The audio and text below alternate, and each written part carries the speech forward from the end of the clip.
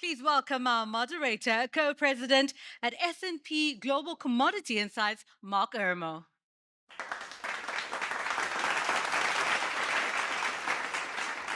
Joining Mark, please help me welcome the Minister of State for Petroleum Resources, Gas, Nigeria, His Excellency Ekperikpe, Ekpo.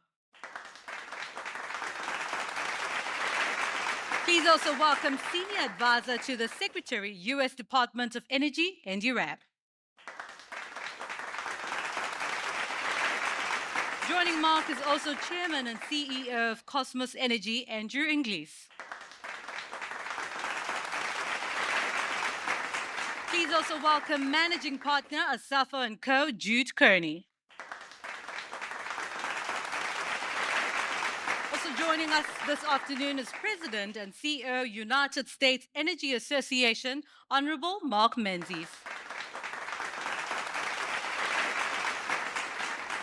Joining us also, please put your hands together for Executive Chairman, Africa Energy Chamber, Nj Ayuk. And lastly, ladies and gentlemen, Group MD, CEO, Shoreline Energy, Kola Karim. Over to you, Mark. Okay, thank you. Gentlemen, please have a seat. And I want to just welcome everybody to the U.S. African Investment Summit panel. You're going to be glad that you're here to hear this fascinating conversation with these esteemed panel members that I have as we explore the concept of what's happening in terms of partnerships and investment and all the issues from between the United States and Africa as part of the conversations that are happening around African Energy Week. And so the panelists have been introduced, and so we're going to jump right in. Let me start with kind of the theme that we're looking to explore. It's really a conversation around, if you think about recent policy shifts or even funding cuts from the U.S. government in a variety of ways in terms of what's happening with the current administration. The questions is really, despite those shifts and despite those issues, one thing remains clear, and that is that American companies and investors and the ecosystems that surround them are deeply engaged in Africa's energy sector. And there's a shared commitment about identifying, bankable opportunities, fostering economic growth, and supporting Africa's right to chart its own energy path. And so, with the esteemed panelists that we have today, we will explore four key themes around policy, around risk, around bankable opportunities, around the investment climate, partnership, all of these things we'll try to explore. There's quite a few of us, and so I'm going to stop talking and see if we can't begin to jump right in. And if I may, the first category that we'll try to jump in here on is around policy and investment climate. And so, Mr. Ekpo, if I could turn to you first and ask for some of your thoughts around policy or regulatory innovations that you see as most critical for attracting sustainable investment. All right, thank you very much, the moderator. First and foremost, let me express my sincere thanks to the organizers of Energy Week that we are having today to chart the way forward for Africa. It is important, it is critical, and I believe will continue until we get to the promised land. Yeah, for Nigeria, instance, the climate, the investment climate is very clear. The government have put policies and regulations in place to encourage investors into the space, beginning with what we call the Petroleum Industry Act, the PIA 2021 in our country, Nigeria. Some regulations has been put in place to encourage investors, which of course begin with long-term investment strategy. And then at the same time, we talk about the investment climate that will really attract investors, streamlining some little regulations to encourage investors to come into the space, as well as long-term investment period, since gas investment will take a longer time. Beyond this, the President of the Federal Republic of Nigeria, His Excellency President Bola Ahmed Tinubu, has rolled out some executive orders which tend to support the regulation to provide a conducive atmosphere for investors, which begins with reducing bottlenecks that are associated with the regulation, and then reducing contracting timelines for investors to move into the space, as well as improving fiscal terms to encourage investors into the space.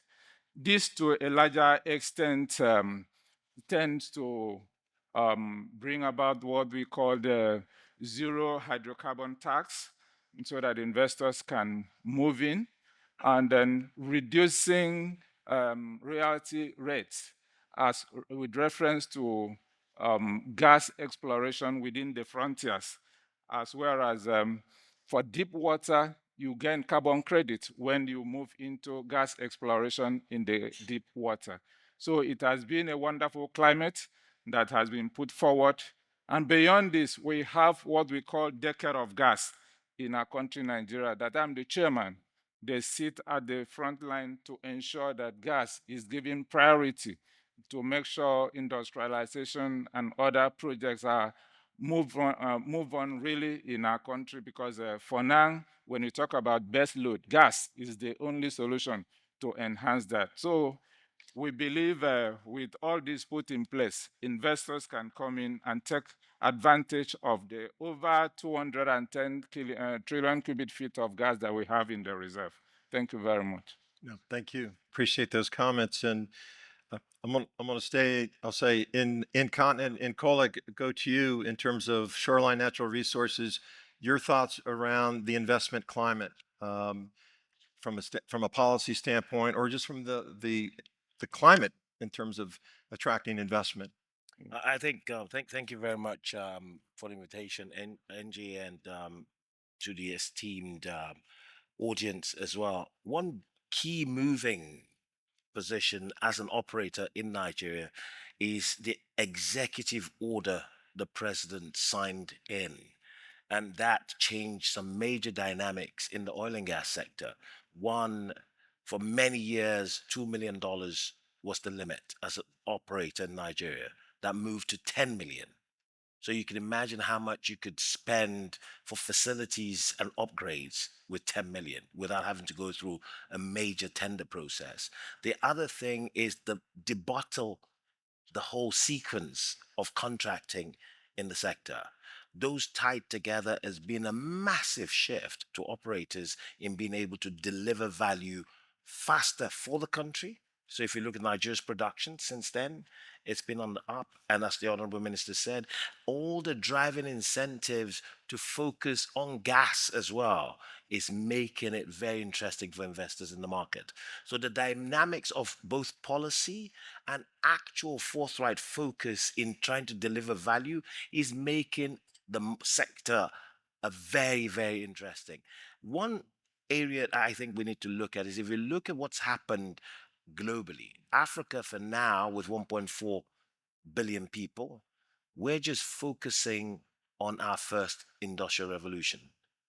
And to achieve that, we need to use every source of energy to develop and create that value right across board. Because we've got a very teeming population, very youthful population, but to create that, you need the right policy, the right leadership in making sure that works. Thank you for those comments. And so I'm going to shift to Washington. So to give a few of you a heads up here. So Andy Rapp, first with you as an advisor to Secretary Wright, Secretary of Energy for the United States. Your thoughts about investment climate and policy as you think about U.S. investment in Africa?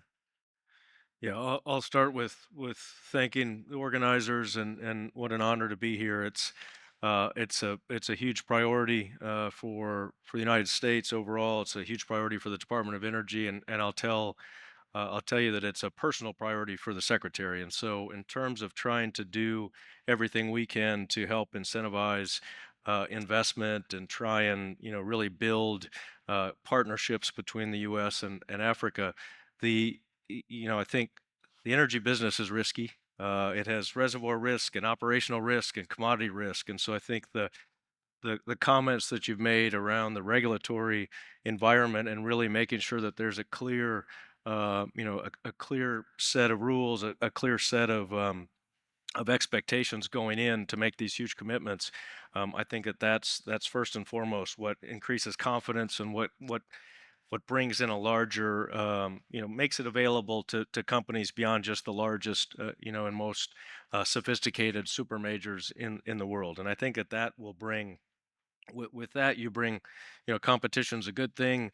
You have efficiencies, you have different skill sets and talents that are, interested to come and participate really in the industrialization, the increase in energy access, really this philosophy of energy addition. That's a priority for the Department of Energy, and nowhere do we feel like that can be more impactful and increase prosperity and better human lives than here in Africa. So that's going to be our goal as an agency, and that has support at the very highest levels of the administration. And so we have great focus and great support at the U.S. to do everything we can through our tools. We have obviously financial resources, but diplomatic and I would say relationship resources to really try and inspire confidence and certainty in industry that'll ultimately have to execute the great the great opportunity in front of Africa.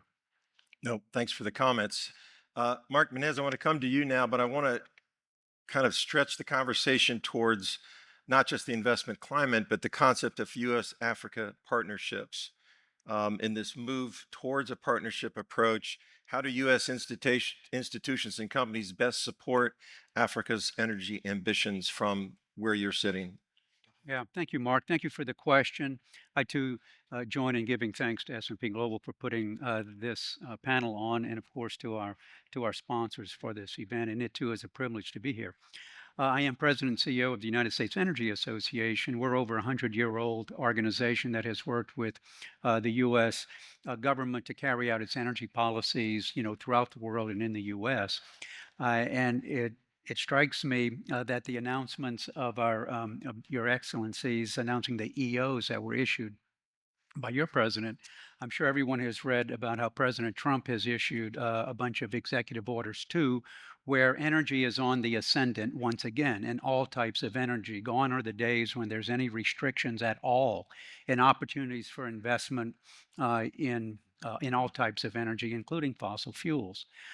So from the US's point of view, you look at Africa, you see a resource-rich country.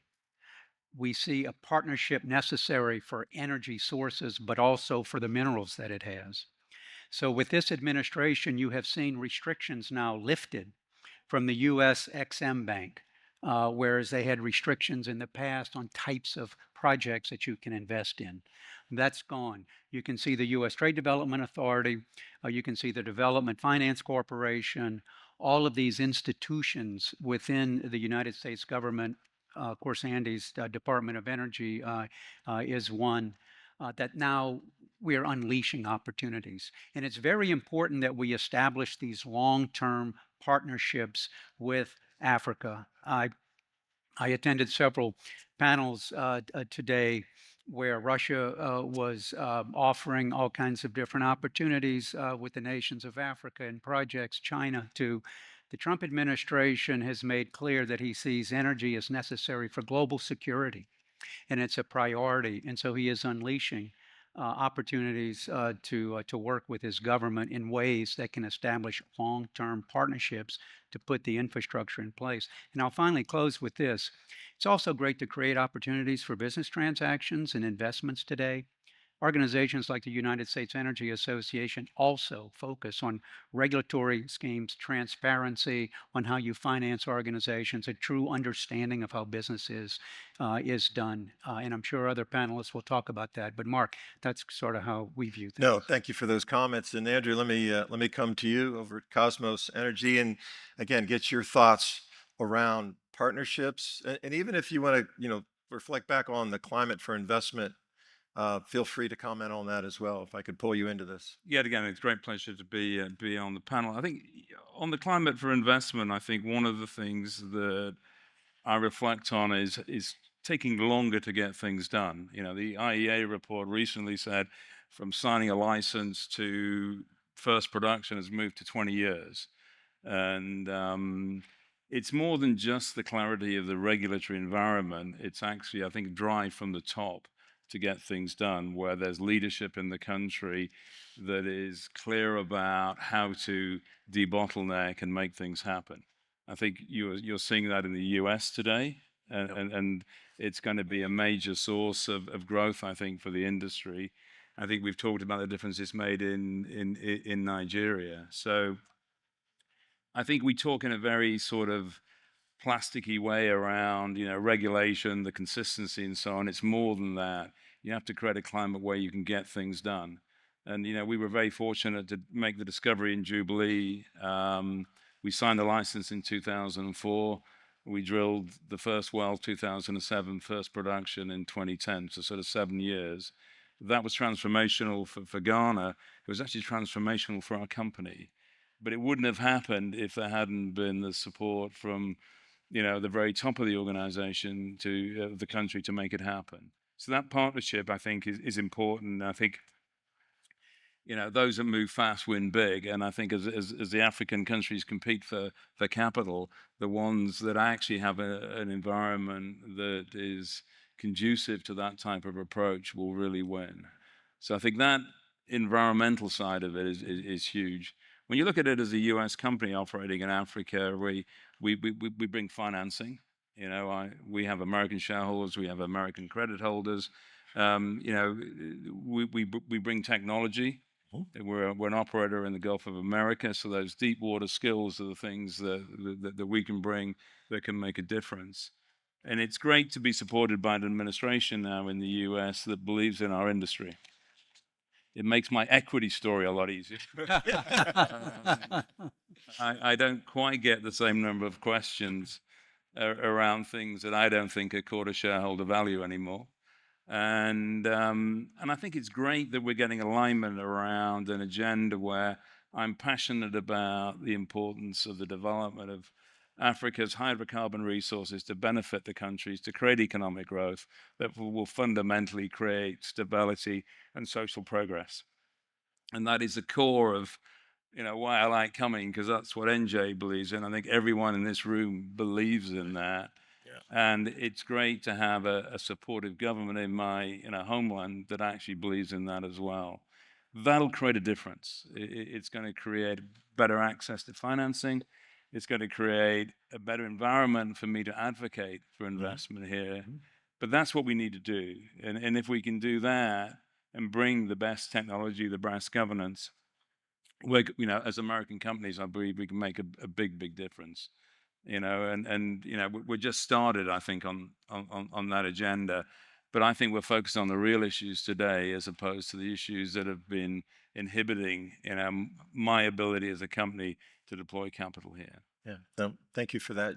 Jude, let's get you into this conversation. And so if you think about the conversation we've just had in the comments around policy, investment, climate, U.S.-Africa partnership, you and I were talking earlier about you've supported companies, your firm or firms you've worked for, on how to do business on the African continent. And so I was in some earlier conversations today, not only about how do you go get investment in, but how do I get money coming back out? So maybe you can talk about in terms of the risk that might float in that area of concerns, right? And what are your thoughts in terms of maybe what's changed and where you see things going? Yeah. So thanks, Mark. First of all, let me also thank the organizers of this conference, NJ in particular, but also the sponsors. One of the indicators that risks are being somewhat mitigated and potential investors think risks have been mitigated is the difference between this conference this year and the one that we had 5 years ago. The number of people looking to get into this conference and looking to participate grows exponentially every time we have it. And all of them believe that there's an opportunity here. That doesn't mean that they shouldn't do their due diligence and make sure that once they get in, as you said, they can also get out, at least get their returns out. The concept of risk ebbs and flows within Africa and in any other jurisdiction, but the trajectory has been phenomenal. And in the oil industry in particular, they have benefited tremendously from the goodwill that African governments have shown to them, but they've benefited also because they've shown goodwill to Africa. So even the difficult issues, sometimes there are difficult issues around, foreign exchange, repatriation of profits and the like. Those are being addressed in this country, in South Africa in particular. When I first moved here to run our office here, there was a very strict, sort of ban on repatriation. So essentially, what you made here, you basically had to keep here for some considerable period of time. Over time, reasonable conversation overcame that. We're dealing with some restrictions still with regards to foreign exchange and foreign controls. They are also being dealt with. The truth of the matter is, most African producing countries want US participation in particular. And so that demand drives them to make the changes that are necessary. I just think that the horizon for African producers and oil company services companies, they're growing here. When I first came to this continent in 1980 as a student in Nigeria, the sum total of African producers essentially in sub-Saharan Africa was 3 or 4 countries. And we all believed that that was the sort of horizon. Well, the horizon keeps growing. So the good news is that there's great opportunity, and we don't know yet how great that opportunity is. The other good news is that even with regards to what are viewed now as some of the risks, African governments are happy to look at them and to try and do whatever they need to do to get that investment to continue to come in. No, thank you very much. Appreciate those comments. And Jim, I'll put you to work. You're not here just to observe. So as you listen to this, I think about your opening comments about this is not just an event. This is a gathering of policymakers, of executives who are looking to put talk into action, visions into investments. And so at this point, this far into the week, how are you feeling? How are you reacting to what you're hearing here on stage? I feel good about it, and I think that we've seen some clear actions coming into this, and I'm very happy with the minister's comments on how Nigeria is cutting red tape and all of that. And you got Andy here. I was just reminded. He just reminded me of one of my best friends in Equatorial Guinea, Leoncio, and funny, the world is so funny. Andy and I walked on the same side. He was when he was at Pitcher and Partners advising Equatorial Guinea governments, asset violations, and everything. So he's someone who understands energy well. He understands Africa well, understands our assets and what needs to be done and how to get it. So it's really good and really refreshing that you get a guy like this sitting with Secretary Wright, giving direction. But let me tell you what I feel now better than last year or 2 years ago. 2 years ago, we had a time when they told us it felt bad to talk about energy. Nobody wants to talk about being an oil man. It was all about just lie to them about being an energy man. Today, I feel the United States is back in Africa. We can do deals, and we're seeing real commitments. Forget the aid thing. We spent $3 trillion in aid. What happens? We've not seen no real progress. But today, what are we seeing? We're seeing real partnerships. And I tell you that, they went with action. You had money that had been stuck with Exim Bank for a long time, $4.7 billion. Guess what happened? They came right in within the first 3 months, approved. Bang, $4.7 billion going to Mozambique. Tomorrow, the force majeure in Mozambique is going to be lifted. February this year, this administration committed to energy. And they called me. First time an American administration called me, it's like, where are you? I'm like, listen, I'm in Joburg. My wife going to take me out for my birthday. I'm like, get up yourself, get out here in Saudi Arabia. So we sat in Saudi Arabia with my good friend Tommy Joyce. gave us the biggest voice between the IEF, IEA, everything. They listen.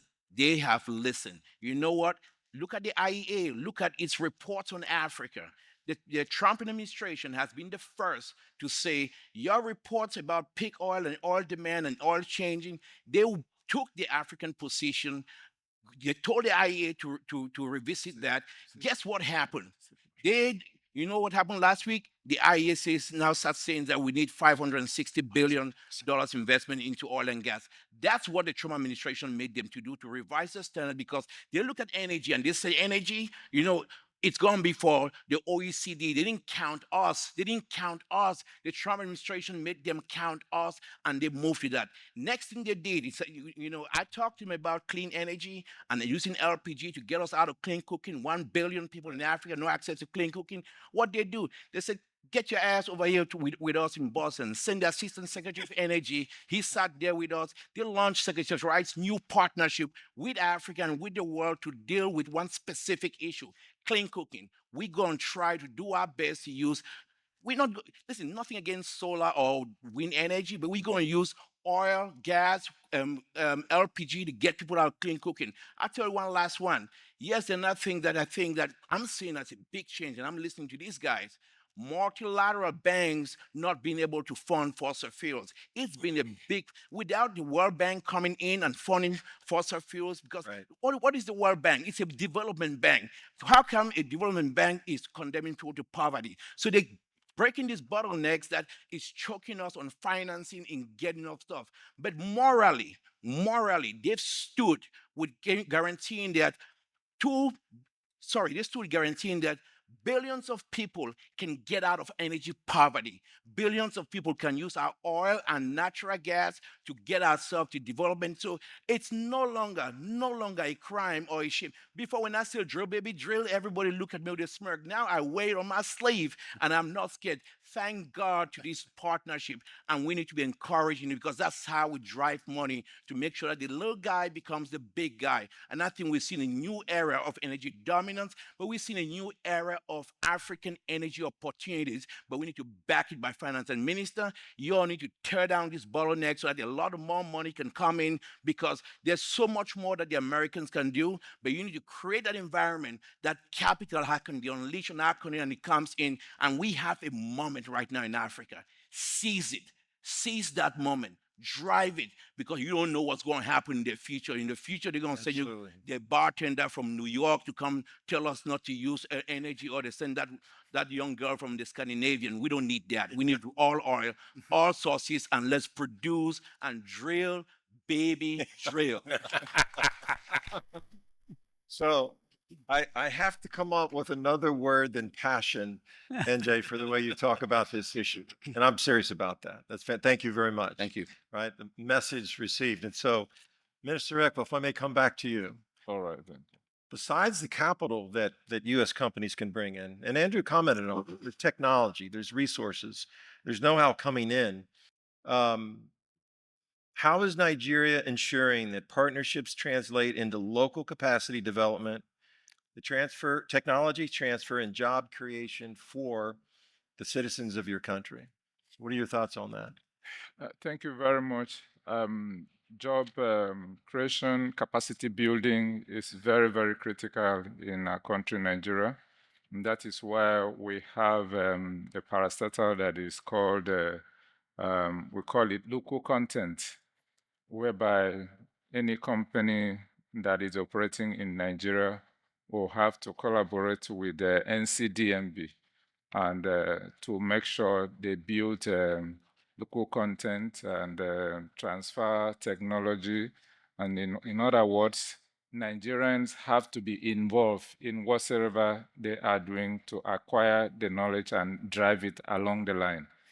We have the resources, and then the investors that are coming in, like US, they have the technical know-how on such investment.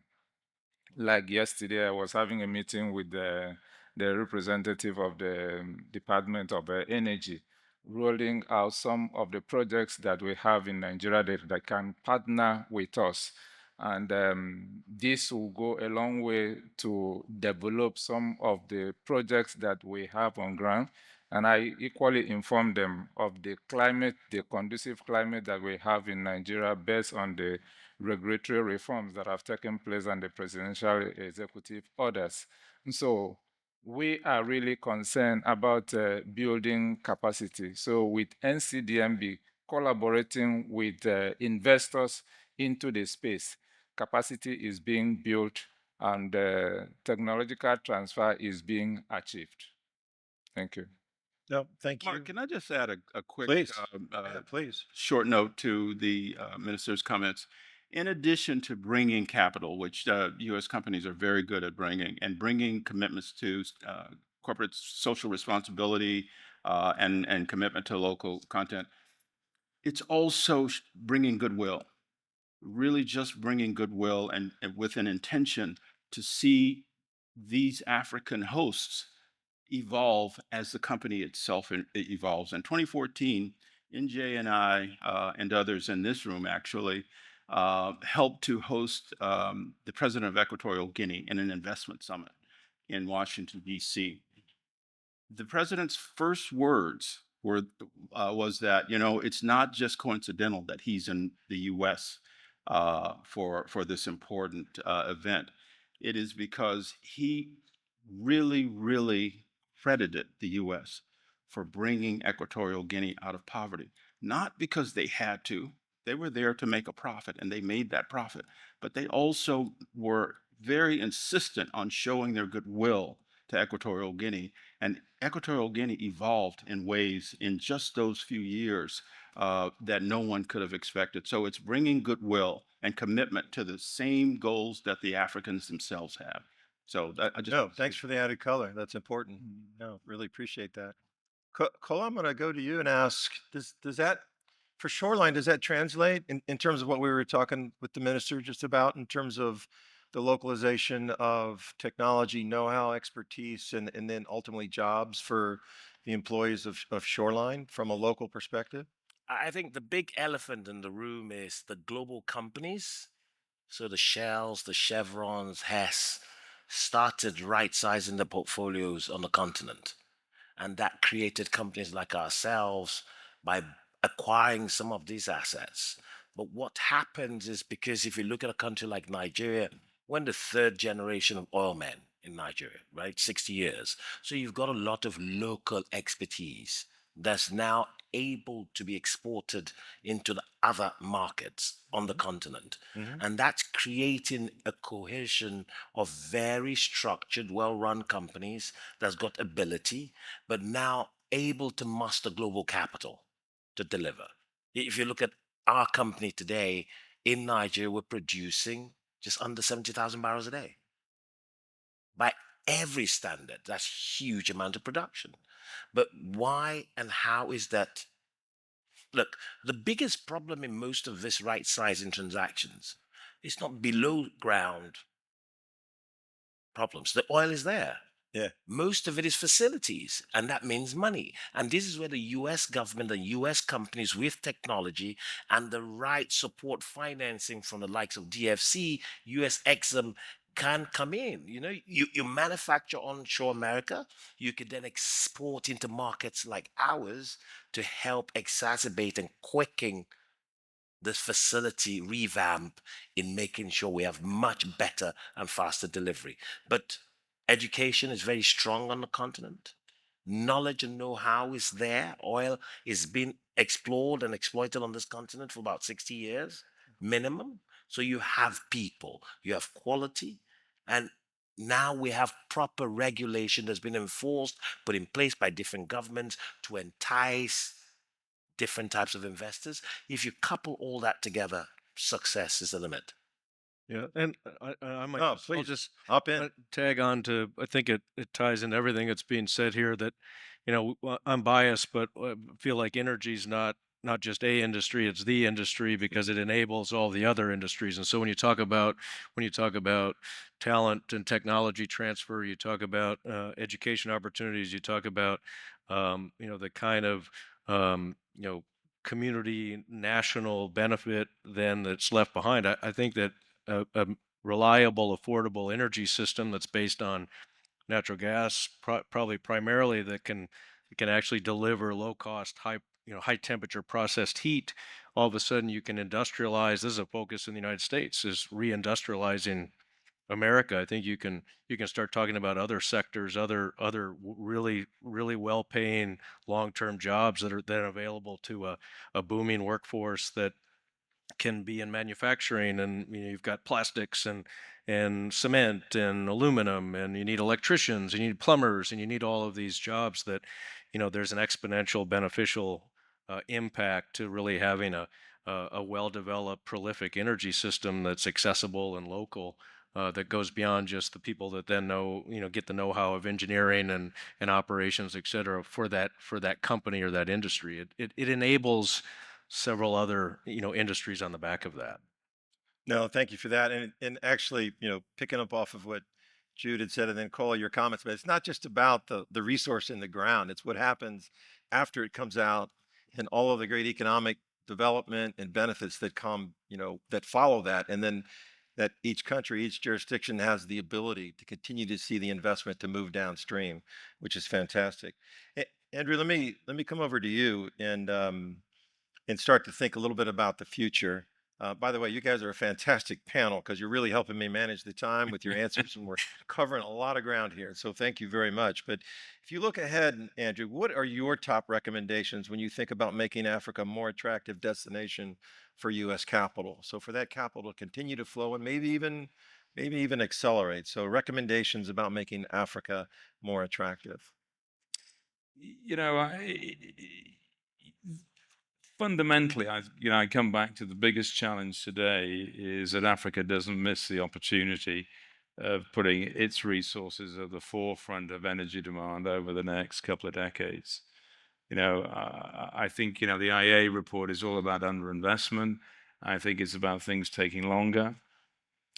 You can look at an environment in the US today. We operate in the Gulf of America. It's pretty easy to get stuff done in the Gulf. Yeah. And so the challenge ultimately is to be able to be in an environment where you can deliver on the promises you're making to your shareholders, the people that back my equity and my credit holders. And that is to me the most important thing, that you can get things done. And I think that there's a reciprocal requirement for us to deliver on our promises. When we turn up, we deliver the projects on time. We deliver them in a way that benefits the country. There is a genuine reciprocal undertaking. So for me, one of the things that remains important to my company is that you create a mutual agenda. And that agenda has to be founded on what's good for the country is paramount for what we're doing. If we're aligned on the agenda, I believe the doors will be open for us to progress. One of the things we talk about is, Cosmos can't be successful in a country if the country's not successful. It's country first, company second. And sometimes you lose that in the detail of getting things done. So for me, one of the things that we ask of the country is to enable us to get things done. I think one of the things that the country has to ask of us is be aligned on our agenda, fulfill your promises, deliver the technology, build the capability. If you do all of that, then there's no better place to work. Yeah. And so, I'm excited about everything I've done on the continent. There's way more to do. Mm-hmm. The depth of the resource here, the depth of the capability is huge. And, I hope we're a small company. We do, deep water really well. We bring the technology. We were talking earlier today, one of the things that differentiates us is we don't move people around.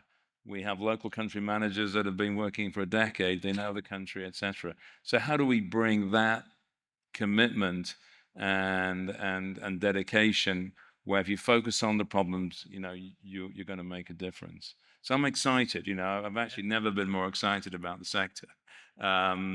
But the challenges are big, and I think we've got to be honest with each other around, we haven't quite got it right at the moment, and therefore, there's the opportunity is huge. We've got to move faster. Yeah, No, thank you for that. And Mark, let me come over to you. USEA, a lot of constituents that group represents. When you think about, you know, what do you see is needed for those constituents or for Africa to be more attractive, if you will? What are your thoughts, or what are you hearing from your constituents? Right. Well, they see a great opportunity in Africa, right? When you look at the population growth alone, right?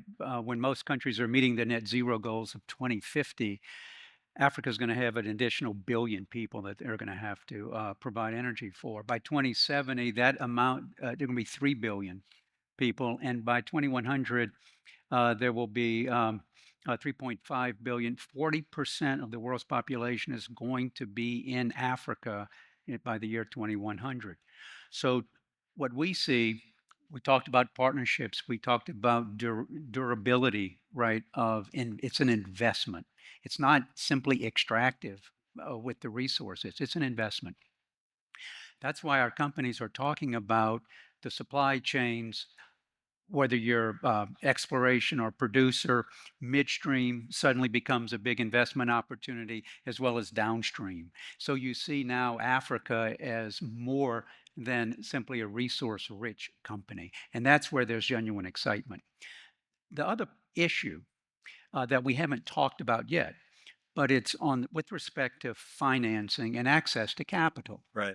Well, in past visits to African countries, it always struck me that when you talked about looking for um, international financial institution investment, or World Bank you had mentioned, or even Exim Bank, what you found was, in particular, in Africa, the Chinese with the Belt and Roads initiative, for example, had come in to a lot of countries, and it actually increased their official debt so high to where, as a U.S. representative, there really wasn't much you can offer because their governments were already at high debt. So they really couldn't go to the IMF. They really could not go to the World Bank. And that was quite stark. So for our companies, it's always you're looking for long-term partners, but you have to have that environment capable of being able to get the investments that can be durable, because you're not going to really get that support as much as you would hope for the IFIs in World Bank. Yeah, so on finance, Jude, I was going to come back to you on that and just see what thoughts you might have. I've heard it a lot here. I've heard conversations about blended finance, public-private partnerships. So maybe if you can add some color just on the whole finance side of the challenge, if you will. The challenge remains. The challenge has always been great. It has been lessened over time, and the challenge is less for the energy sector broadly and oil and gas than it is for other industries, by the way, because, as Cosmos can tell you, sometimes they walk in with their own funding. So it is not as much of a barrier for them as it is. But what African governments have increased their capacity to do are things like public-private partnerships. In the olden days, everyone wanted to say that they knew how to do public-private partnerships, or they believed in them, but very few of them actually succeeded in Africa. In fact, very few of them actually succeeded in other jurisdictions as well. They are becoming better. They're becoming better because there is a better class of investors coming who understand that you're not going into a market where anything is going to be handed to you. You have to come in. First of all, you have to vet the opportunity, do your due diligence, but also come in willing to do your part in terms of bringing resources and in terms of being willing to share knowledge so that your investment partners and your project partners can grow along with you. So de-risking is paramount. Companies are getting better at it. They're becoming better at understanding the risks that are out there and trying to figure them out before they go into the marketplace. The other thing that helps actually to bring investors in are, sort of investor ambassadors. When people see others who have gone into Africa and or existed in Africa and really thrived. I mean, cola is a wonderful attractant to people who want to get in at a smaller or medium-sized level in the oil and gas industry, because he is a stellar example of success. The success ability in Africa exists. You know, you just have to persevere. You have to do your due diligence. In the olden days, people didn't have access to information. Now you have access to information Yeah. at your fingertip. So I think that, you know, with the ambassadors that exist out there, the ability to get into the African market is greater now than it's ever been before.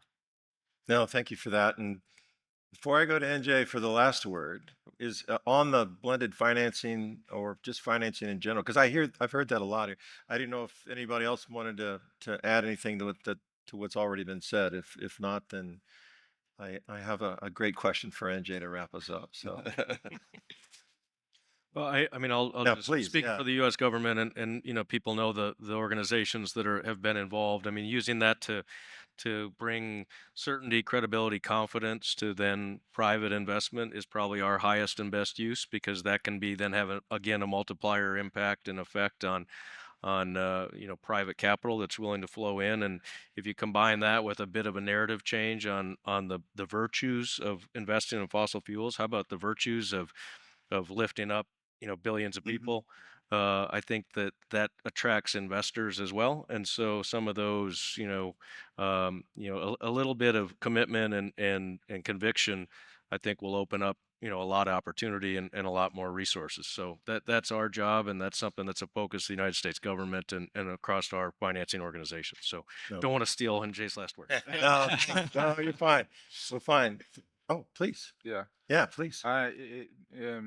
Maybe of interest to mention that in terms of financing in our country, Nigeria, under PIA, we have what we call midstream downstream gas infrastructure fund that is being put in place by the government to de-risk some investors. And as the chairman of that body, so far we have co-sponsored bankable and commercial viable projects to 16 companies that are into the space, the midstream downstream space. Yep. This, of course, will encourage investors to bring in their money and invest equally. And so that's the story so far, and we are moving in line with what Ayo NJ has been saying to make sure that Africa moves a step further. Thank Yeah. you. No, thank you for adding that. All Great, right. thank you. So NJ, last word to you. And by the way, I mean, time's out, but I know that Time is out. they can't cut you out. But I do have a question. Yes. So I'm thinking ahead to African Energy Week 2026.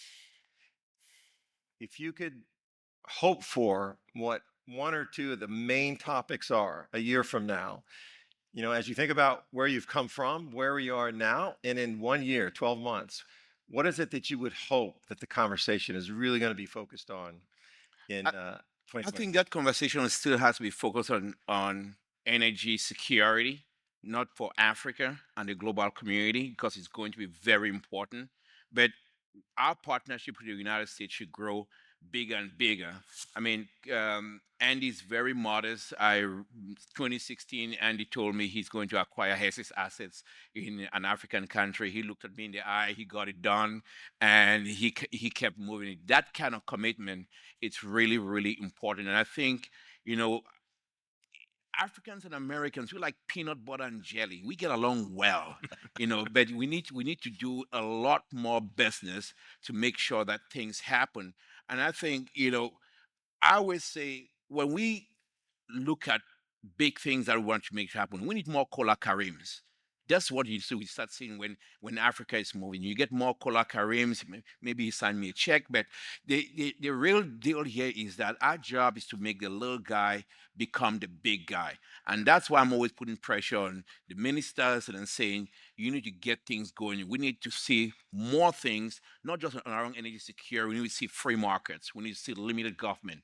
We need to see individual personal responsibility, rule of law. When we do those things, money naturally flows in because it goes where it's welcome. It's not about passion. It's about Americans who want to give us money or not. No, because we're not competing with one another. We're competing with Guyana where there's massive opportunities there. So we need to be attractive again. So our job in 2026 is about making Africa the most attractive destination for oil, but also sometimes it would take the ministers to speak up. You speak up about this green revolution. I mean, I think things green colonialism they're trying to do. They need to speak up because when they speak up, it backs guys like Andy when they go into those rooms looking for money. Because it's one thing him going to that room looking for money for a project in Ghana or Senegal, but the message coming out of African leaders is like it's the message coming out of COP. It doesn't help. Africans need to speak up, defending this industry. For me, I would continue standing up for oil and gas like a junkyard dog in the face of a hurricane, because that's the only way we get it done. Well said. Once again. So that brings us to a conclusion. So, Minister Ekpo, gentlemen, fantastic panel. This was really enjoyable. I would do this panel anytime. So please join me in thanking the panelists for a great conversation.